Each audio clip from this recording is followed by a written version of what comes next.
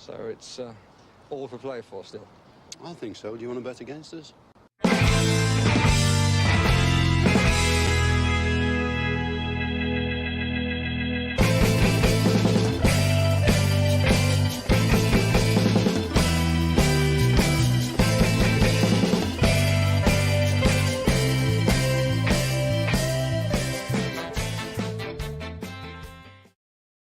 And welcome to For the Love of Paul McGrath podcast. And no, you weren't taking some sort of psychedelic drugs. I have no idea why the intro was moving in and zooming in on Stephen Gerrard's face there. That wasn't anything by design. I have no idea how that happened. So we need to go looking at some settings here, there, and everywhere, because I was looking at it and I was there. Jesus, it's moving. It's moving. The intro is moving. That I had too much coffee. I'm on my third cup of coffee, all right, but not. Oh yeah, that was a bit freaky. Anyway, beside the point, myself and Paddy are here. We're going to talk to you guys about a Brentford review, something that I'm not really looking forward to talking about because it wasn't for me. It was a bit of an infuriating game. We're also going to talk about some things to do with loans and potentially some Twitter chatter that's out there with regards to some incomings. But before we do that, one of our podcast partners, the Spond app, that's SPOND. You can get it on iOS or Android, the Spond app. If you guys are involved in any sort of team, any sort of organization, the Spond app will help you to organize your days, your weeks, your months, recurring events, etc. Literally anything you want to do with regards to organization of a team or a group, the Spond app will be able to help you to do that. It's free to download. It's downloadable, as I said, on the iOS platforms and Android platforms. It's something I use myself. And one of the biggest positives that I've seen from it is that I am able to securely take in payments from people for membership for a group. So, it takes an awful lot of those bits and pieces out of the management, the administration of a group or organization or team. So give it a look. It's free to download, as I say. Even if you download it and take a look at it and it isn't for you, well, then at least you've taken a look at it. But you never know, it might revolutionize and streamline how you're running events or you are running teams as well. So that's the Spond app. They are partner with the podcast here, and if you could check them out, we would be absolutely delighted. So that's a bit of housekeeping out of the way at the moment. Paddy, how are you feeling after the Brentford? Have you calmed down after the Brentford loss? Yeah, I actually don't think I have. No, I'm still very angry about it. Yeah, I'm I know whether angry is the word. I'm frustrated and annoyed. And I every time I think about it, I just think of Stephen Gerrard's talking afterwards and how frustrated a figure he looked, and that probably sums up how I feel about it. It just one of those days where we were in total control, absolute total control. I thought up until there was a period of the first half where I don't know whether you remember it. The crowd were just absolutely dead. It was. I thought so too. It was just a real, like everyone was hungover or something. It was just really, really quiet. And then about 5 or 6 minutes, I haven't got the figures in front of me, but about 5 or 6 minutes it felt before they scored, Courtney House pinged one into her own side netting, if you remember. And it just seemed to wake everything up. He pinged one back to Emmy Martinez, who eventually was just kind of had to let it go out because it was about head height. That, yeah. And that kind of just got the crowd going, and it got Brentford going. It just changed the whole flow of the game, and I've totally bypassed the fact that we scored a great goal early on. But to me, that was the changing point in the game. We were just totally bossing it until then, and then it happened. I agree with it. I look, my overarching feeling about this game, and we'll go into more micro kind of details with this, but my macro feeling on this one really is that there was a serious lack of leadership in the field. And it was worrying. It was really, really worrying there against Brentford, because you take a lead like that. Look, teams are going to go to Brentford this year and they're going to find it really, really tough. We went there, and for the first 16 minutes, for the first 41 minutes until Vissa scored an absolute goal out of nowhere, someone I called in the team sheet tantrum, who, yes, I said when Buemo was out, but Vissa was a bit of a shithouse, and that he comes up with stuff when you least expect him to do it, and he doesn't look like the most gainly kind of player at all, but he gets stuff done, even though he isn't the most pretty player. Sorry, he's a very pretty person, very pretty player to look at, when he's playing at the ball. But for the first 41 minutes, we were completely in control. And when you have a leader in the field, when you have a leader at different junctures within that field, and potentially an Ashley Young would have done this, missing an Ashley Young, missing a Tyrone Mings, we were passing the ball for the sake of passing the ball at times in the first half, and we were getting away with it, and it was easy, and we were passing it around in simple situations, in simple areas. But we weren't playing smart. We were playing some nice football, and we were well on top. The commentators were saying, God, like Brentford haven't showed up at all. And the next thing they score, and then we go to pot because our leadership wasn't there to show us how to see out the game and how to manage the game. There was no game management from minute 16 after we scored up until minute 42 when they scored. There was no game management there. And then we couldn't get through the gears again after they scored, and we came out as flat as a pancake in the second half. And we basically we didn't have that we didn't have that impetus in the field. And I think that's what I think Steven Gerrard, he mentioned a couple of things I don't know them verbatim, so I'm not going to quote them, but I think that's what galled him the most. There was a bit of a roll over and take it element to it when we had no business being 1-1 going in at halftime, none whatsoever.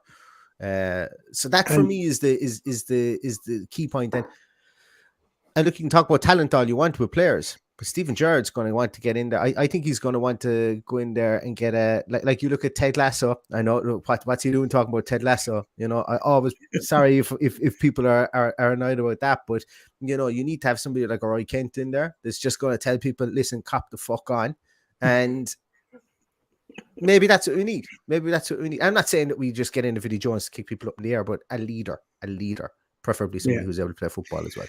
And look, I know. I'll go into it in a minute. I'm not going to dig out John McGinn, and the reason I'm not going to dig him out is the guy obviously had COVID over Christmas or close contact, so didn't have full training session. But for me, he went out and he was very passive, and the reason he was very passive, he was on 4 yellow cards, and I just thought he wasn't his usual self for that reason. And he wasn't putting in challenges. He was just standing people up. He wasn't his usual in-your-face kind of closing people down as he normally does. So that annoyed me from the start, that he was out there with the intention of not picking up a yellow card, and then lo and behold, 89 minutes picks up a yellow card. They were the two most stupid yellow cards I think I've seen in a long, long time as well from our players. And sorry, stupid is the wrong word. I think they were naive yellow cards, both of them, and I didn't expect them. Stupid is the wrong word. For the life of me, I don't know what John McGinn done other than tell someone to get out of his way to try and take a quick free kick by the sounds of it, because we obviously didn't need a replay to show us what happened, because Guy couldn't be arsed showing us, and the camera was elsewhere when it actually happened. The people at the match weren't sure. I spoke to a few people, they didn't know exactly what happened, but that's what they assumed happened, that he was pushing someone out of the way to try and take a quick free in the 89th minute, and we're going to lose him now for a game against Man U. But for me, if that's how he was going out to play, if I was the manager, I'd have taken him off and put Morgan Sanson on early on. And I think I said that to you very early on in the game. I messaged you to say that would have been my change, because he just wasn't himself. And we can put that down to fitness, we can put it down to COVID, whatever it is. John McGinn is still probably my favourite player on the team. But if he has a bad day, we can call him out. The same can be said for Courtney House, who we're his biggest fan. He was rusty. He was very, very rusty. Rusty is kind, Paddy. Rusty is kind, and this is coming from the bus conductor here in the Courtney House wagon, as you know.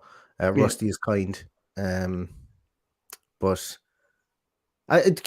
just before we get on to Courtney House, and we're not digging people out, I suppose. Look, it's just there's reasons why things happen in games, and that's what we're talking about.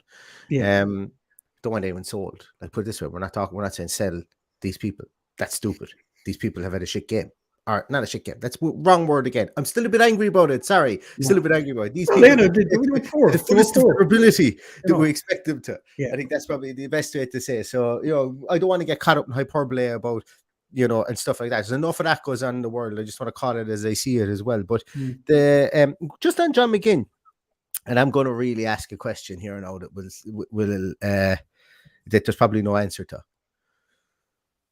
Would it potentially have been a case that the armband didn't suit him, as in being captain? On that particular day, I tend to agree with you. In my view, he probably shouldn't have started. If he was coming off the back of a week where he couldn't train, we don't know whether he had COVID or close contact, whatever it was. He wasn't involved on Chelsea, was it? Chelsea the game before? Yeah. So we know that there was something amiss, be that an injury or COVID. So to me, he didn't look at full tilt. Morgan Sanson should have been in there, and possibly Ezri Konsa should have been captain. That would have been what I would have done. Would I take the vice captaincy off him because of that? Absolutely not. No way. He's obviously a very highly thought of player and character within the dressing room. And you know, we've heard Steven Gerrard talk about him in the past. I can't imagine Steven Gerrard was too happy with his performance. But to me, it seemed like he would doubt not to get a yellow card and then mess that up with 30 seconds on the clock or whatever was left at that stage. So that's another frustration. You know. And that... Yeah. And I think John McGinn's performance as well. I was just asking the question because, look, I saw some stat out there. He's been captain for 2 games. We've lost both games. It's too small a sample set. Well, I was just throwing it out there because the question you've got to ask there is it's not John McGinn. Is it you know? And we do call him out when he had a bad game too, but Tyrone Mings was the missing link, and he's the organisation man. He's the conductor, as we say, of the orchestra. So you know, as we call him out on his mistakes, we should also say that he was missed at the weekend because he's an immense character. He's a leader, he's a talker. He made his mistake against Chelsea. We called him out on that. That's absolutely fine. We're not saying he's a bad player. He has mistakes in him, so be it. But he more than makes up for those mistakes in what he gives us on the pitch. Yeah, that's what I was kind of getting at, is for whatever frailties he has, and we called him out for maybe he was probably talking to target too much when the cross came in for Lukaku, and he just wasn't ready for it. He's vocal. The fact he talks an awful lot on the field is, do we miss that? And look, once again, one of the first things people would say when they were at games, when we're watching games and so on, is, are people who, like the likes of Ashley Priest, people who were there reporting games, would say, wow, you could hear his booming voice all around the park when there was no fans there. Maybe we missed that. I don't know. I'm just spitballing. It's something I've said for a while, is the team needs leaders. I thought the team, and when I'm saying by leaders, I don't mean we need to bring in a new captain. That's not what I mean. A captain on the field can be completely different to somebody who just corrals players or throws in a boomer of a tackle, or just leads by example out there in the middle of the field, or has the experience to tell people, hey, listen, hey, calm it down. Like, go over to Jacob Ramsey and say, Jacob, stupid foul, no need to be doing that. Listen, get this side of him, do this, do that. We're going to contain here in the middle, because the whole lot of the midfield was poor. That was the poorest performance from our collective midfield that I can remember in a long time. Probably going back to jeepers, I wouldn't even say going back to the year that we nearly went down. That was as bad a performance from midfield, and it was literally that they were completely 2 different outfits from. But there were 2 different outfits in even the way that they set up, and this is worrying because same thing happened against Chelsea too. Chelsea made some changes. Our midfield were completely bypassed, couldn't get into it.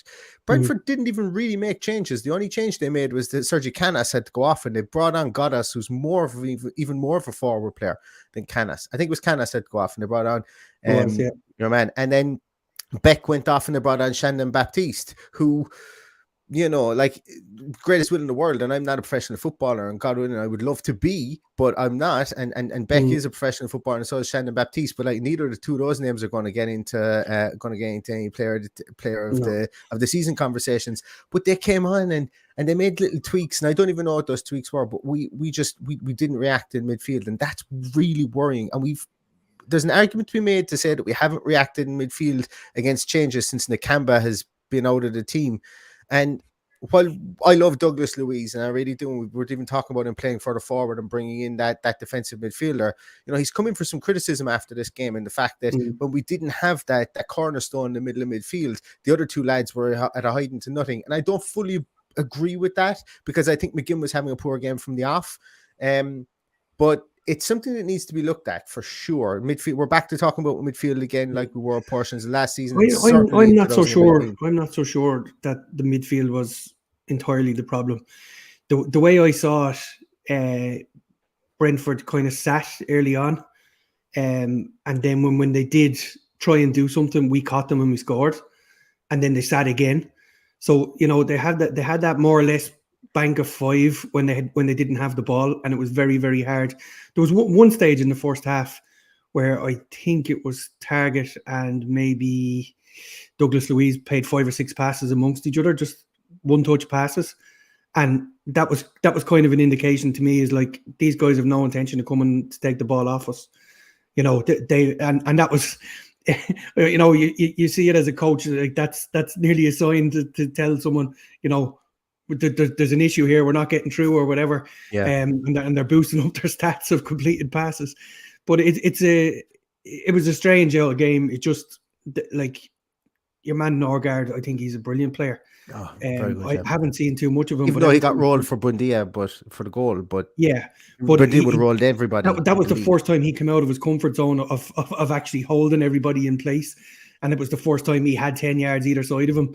So it was just, when he got rolled, there was nobody there to sort him out, but he was sorting everybody else out once they were protruded at any time during the game, with the exception of the goal, obviously. But it's frustrating. I'm not the one person who started the game who really annoyed me throughout was Bertrand Traore. Yep. I just couldn't see him offering anything. I don't know why. I don't know why that decision was made when we have fit players on the bench to bring him back in there just before he goes to the African Cup of Nations. I don't know why Trezeguet was brought on. The same reason. Let them go off and do a little mini pre-season at the African Cup of Nations and come back to us firing. To me, they weren't firing at the weekend, and I thought it was a strange decision to put him in there. So I would be more annoyed at what happened further on up with Traore. I thought Danny Ings was fine. I thought Buendia worked the socks off as usual, with very little luck and very little help from Traore. I'm not sure cutting inside like that tight 10 role is going to suit Traore in the long run. I think he prefers to play out with chalk on his heels and turn fellas inside out in the wing.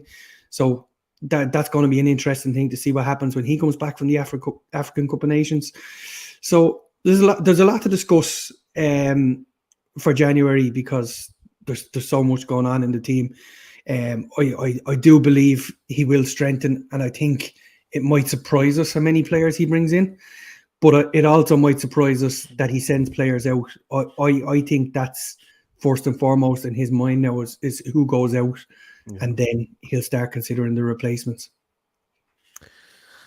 Let's park Brentford there, because I know we could talk about their goals, and actually no, we will talk about them. And I mentioned that, look, once again, not digging out players, just talking about it. I thought Courtney House showed a heaviness of foot for both goals.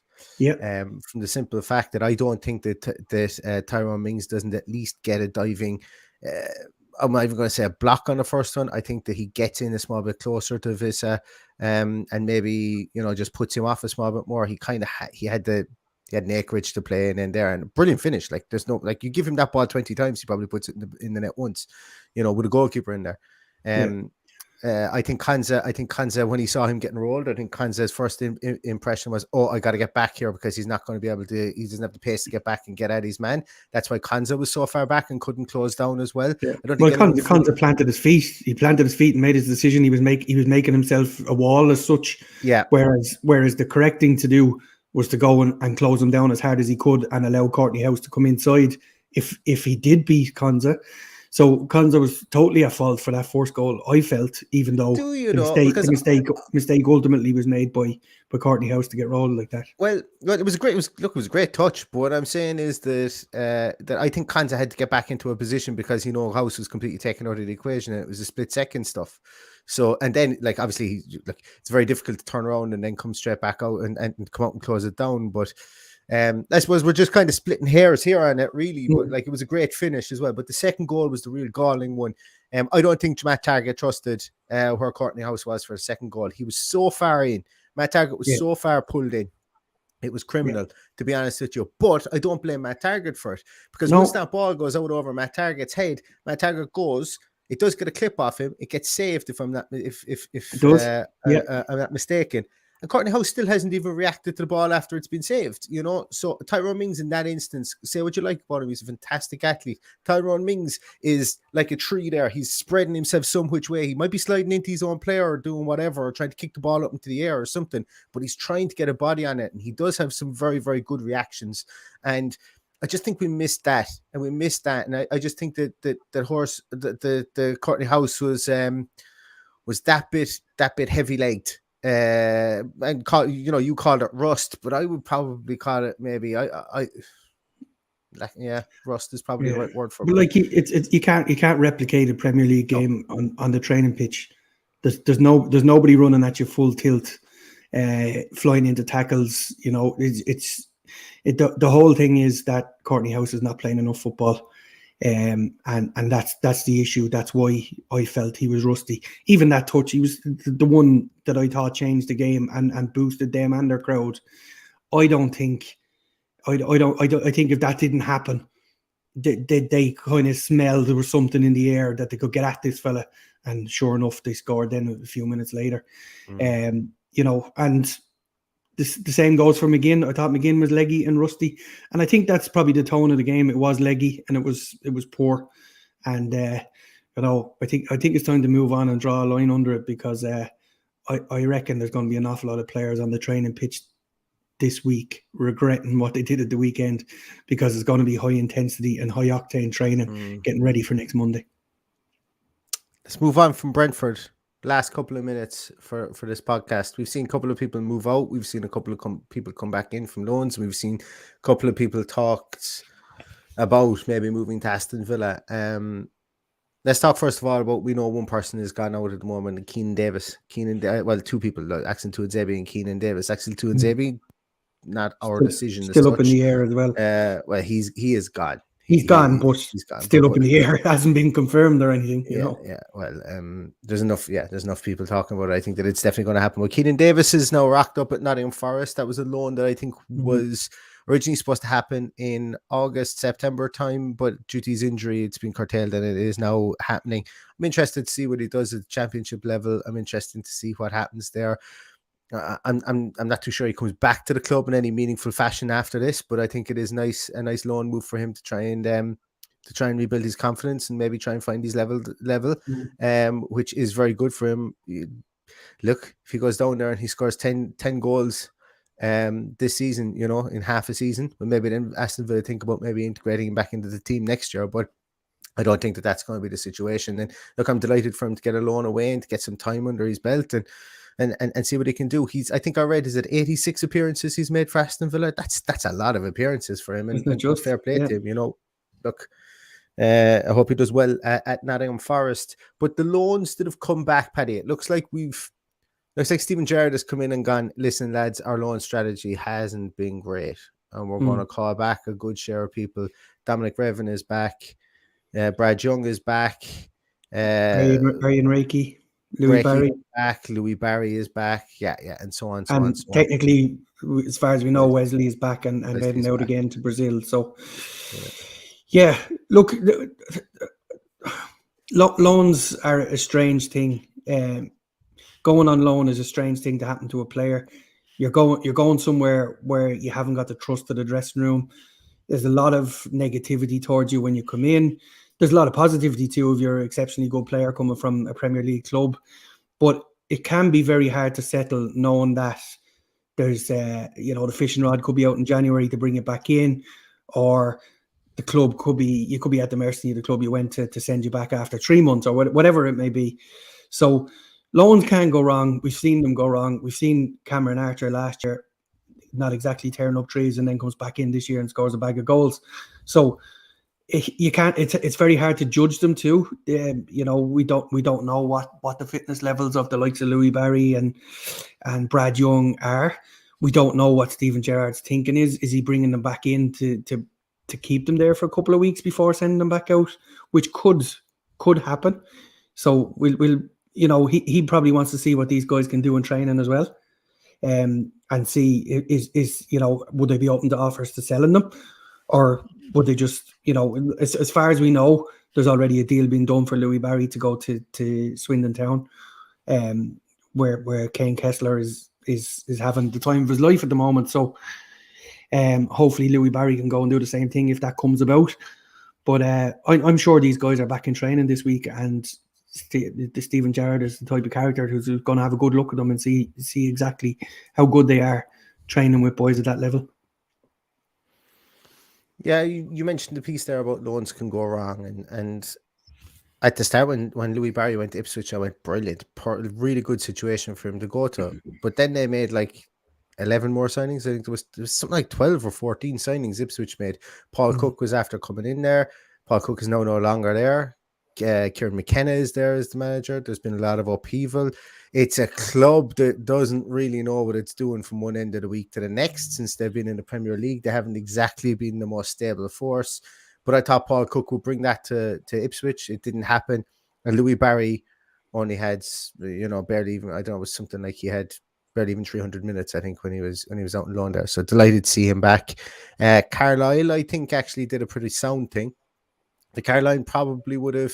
They played him quite a lot. They played Brad Young a lot. I think he played 18 times. He scored 3 goals for a young kid down there. But there was an acknowledgement from Keith Millen that they were a club that were struggling. They don't exactly have all the finances in the world. They sent him back because they wanted to go with maybe somebody with a small bit more experience. He wasn't getting a fair rub of the green there either, because they were, Keith Millen more or less said, we're in panic mode. We need we need more from our forwards, not just Brad Young, but we had an option to send him back free of charge and then maybe freshen it up, because who knows whether we're going to sell somebody or be able to bring somebody in or whatever the case is on an actual permanent transfer. So I think they kind of were very, very upfront and honest. They were very complimentary of Brad Young and what he did in the training field and so on. And look, he scored 3 goals at that level as well, which is really good. Reiki didn't get a look in at all at Stockport, bar the FA Cup game. He started off, he was in the team a small bit, and then he was just completely thrown to the side. Delighted to see him back. He has a lot more to offer than that. The FA Cup game that I saw him playing, he was brilliant. He was really, really good player in that. And I thought he was, when he came on, I thought he was a real catalyst for them. So excited to see what happens for him. And yeah, I suppose they're really the big ones that we're talking about. I mentioned a couple of people. I can't remember who else is actually back at the moment. I know Dominic Revan is back, but we haven't heard too much about him as well. But it'd be interesting to see what he does do with those loans. And where they do go and if they do stay around and so on, because it is pretty pivotal for those guys now at the moment, I think, to get some game time. And if they're not getting game time, we're out of the FA Youth Cup. I know they wouldn't be eligible. Some of the majority of them wouldn't be eligible to play anyway because they're over age. But you know, that would have meant more time in the under 23 games and so on. So we're out also the League Cup. You know, so opportunities for them to get games at senior level for Aston Villa aren't there either, so it will be important to see where those loans go to once more. And just to finish up, Paddy, let's look at some transfers that we've been linked to. I did do a Nicholas Tagliafico video. There will be an Aaron Hickey video coming out either tomorrow or the day after, along with an Oriol Romeo video. I don't know whether I want to do a video on the next person that we're going to talk about, so we're going to talk about him at the moment because I just can't see it happening. But Philip Coutinho just won't go away in the way people are kind of linking him to us. It just smacks of a Man City, or not, it's just smacks of a Newcastle signing to me, and I can't get it into my head that he would be wearing Aston Villa colours come the end of the transfer window, Paddy. But talk to me on Coutinho. There's obviously still a massive player in there and a really good player in there. Of course. And what's the likelihood in your view? to me, it's a risk worth taking. If it's only going to be a loan, I think it's a risk worth taking. We know that he's capable of doing it at Premier League level. He was Liverpool's arguably best player when he was there. Everything came through him. He would fit into our system, I'm sure. Is there room for him in Buendia? Maybe not. I don't know. To me, it sounds like something that could happen. I'm not saying it's going to happen. I don't have any information to whether it'll happen or not, but I think it's something that could happen, and I wouldn't rule it out. My big thing here is that I just think that some team is going to go in and go, yeah, we'll buy him. And it's not going to be Aston Villa Football Club. And I think Barcelona, they're going like Laporte, like Barcelona, they've just signed Ferran Torres. But Laporte is going, yeah, we're going to have Erling Haaland here in the summer. And you're going, lad, what bank are you robbing? What kind, like you must have just literally taken every cent that Barcelona has and invested in cryptocurrency or something, because where are you going to pay off all the debts that you have? Now, obviously, Coutinho is on an absolute bag of money at Barcelona and they need to get him off the books. But I just look, I like there's teams out there that will just turn around and say, yeah, listen, here's 20 million for Coutinho and we pay him. Like, that's why I say Newcastle. Because, like, think of it this way: what will get people excited other than a Brazilian international for 20 million that's come from Barcelona? Like, it's just a statement signing for somebody who's come in and bought a club recently. It just really is. But for me, look, would he fit? Like you mentioned it there. People give out about Dean Smith buying a load of wingers and then not using them because he played 5 at the back or played 5 across midfield, 3-5-2. Like I think Steven Gerrard is going to have to find a way to get the likes of Bailey in there, because like when he comes back, and I know people are going to go, but Bailey's never fit. Yeah, that's fine, obviously, 100%. But we're going to have to find out what we got in him for 30 whatever million. Like we mentioned about Bertrand Traore and the one game we've seen him not being able to play inside. I just don't think it's a pivotal area for us. I think if an opportunity comes up to sign somebody in there that is like, we might take it. But I'd much prefer to push McGinn up there. I'd much prefer to push Douglas Luiz up closer there and bring in a big block of a man. I'm blue in the face, I'm saying it. A block of a man to defend. Because I think that's what it is. We're too shy and we're too nervous in going forward at times because we don't have that defensive blanket there. Like Matty Cash wasn't great. Matty Cash wasn't great at the weekend either. That's something we need to talk about as well, because he wasn't great going forward. He wasn't great tracking back, and I think he they were worried about defense once the first goal went in for Brentford, and you need to be in a situation whereby you need to be able to temper that worry with the attacking impetus, because if Matty Cash doesn't go forward, we don't have anything on that right hand side. So yeah, I look, if we can make it work, we can make it work. You're not going to say no to Philip Coutinho. But no. I think it's actually more likely that he comes to us than goes to Newcastle and is in a relegation dogfight with them. That's just my opinion of the type of player he is. I think he'd be more open to coming and playing with Steven Gerrard, who he'd know very well. There is that too, yeah. Then go to Newcastle, which is, I think, is going to be a shit show for a few years at this stage. The way things are going. And because they're going to buy individuals, they're going to try and appease the fans and buy individuals, and I can see why you're saying that should be a signing for them, because that's exactly what I think they're going to do, is buy individuals, and it's just going to mess up the whole karma of the team. But it's I don't know how likely it is that he comes to us, but it seems like something that Steven Gerrard could do. Like, if you remember last week, I was talking about qualifying for Europe. I know I'm completely deflated this week after what's happened, but it's still there. It's still there. You go on a run of three games and you're into European places very, very easily. And, we could beat Man United, we could beat Everton, and all of a sudden things are looking a whole lot rosier for us. So it's disappointing that we've lost to Brentford, but I'm not giving up on a European place at this stage. And I doubt very much that Steven Gerrard is either. But he's going to have to make these changes, in my view, before we play Man United for the second time. I think he's got to do his business early and get people in, get the changes made, get people on the training ground before we get to that game against Everton, because I think that game is pivotal to push us on, because we know we could get a decision against us at Man United. So we just got to go and win the games we should be winning, which is what he was doing up until Sunday.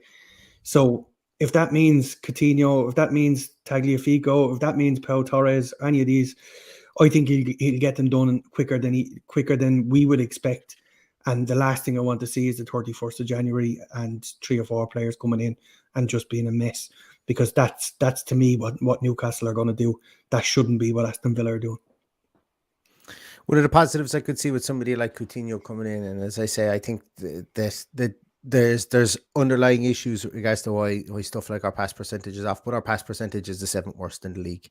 The amount of completed passes that we have, 7th worst in the league. You're not, and that's a problem. That's a problem. It hinders your attacking. It also puts you in the back foot for defense. Yes, we could say that a lot of those passes are players not being on the same wavelength as each other. But if you can bring in a metronome, and look, face it, Coutinho's best attribute is his passing. He's not going to do a tap in defense. Never has, never will do. But his best attribute is passing. Still to this day, he's in the top 90 percentile of best passers in the top 5 leagues in Europe, religiously, year in, year out. So while his goal input is down massively since he left Liverpool, he's still a very, very good passer of the ball. Granted, that is added 2 teams that do pass it with relative ease in Barcelona and Bayern Munich, but still, he's still a very, very good passer of the ball. You still have to make it go to the player that you're passing it to. So I think maybe that's something Steven Gerrard might look at as well, to improve our passing percentage with that player, a more metronomic player. And also, I really hope to God he brings in just a brick shithouse to put at the base of the diamond in midfield, if there is, for want of a better word, because it's sore. It's sore at the moment, that position. That's going to do it for today, guys. I don't have anything else to go through. I think, Paddy, did we go through everything on the list? I think we did. I think so. I think we did. I'm sure we'll get some news in the next couple of days, so we'll probably be back on before the weekend with. Well, when we were doing the team sheet tantrum, one of the guys in the comments said that there was a medical book for today, so we still have another 12 hours to find out what's going to go on there. Which I don't think we're going to have a medical now, but you never know. You never know. Absolutely, you never know. Stranger things have happened. So maybe it was Wesley's medical to go to Brazil. That's actually, now that you think of it, we were talking about people going out, and that was what it was in context with. So maybe it is. Anyway, we will be back with Manchester United preview. I will, over the next couple of days. I'm not going to commit to any particular day where I'm going to release some transfer stuff I'm doing. I'm hoping to do it tomorrow, maybe the day after. I might just do 2 of them on Saturday morning, drop them on Saturday morning, just to make it, just to give you guys something to listen to over the weekend. But we'll be back with a preview for the United game on, what day is the United game, Paddy? Monday. And we will see you then. Thanks so much, everybody, for listening, for watching. Please hit the like button. Please subscribe as well. If you know of anyone you think might like the podcast, let them know about it and let them make up their own mind once they've seen an episode. But until next time, lads, thanks so much for absolutely everything. And all that's left to say is up the Villa. Up the Villa.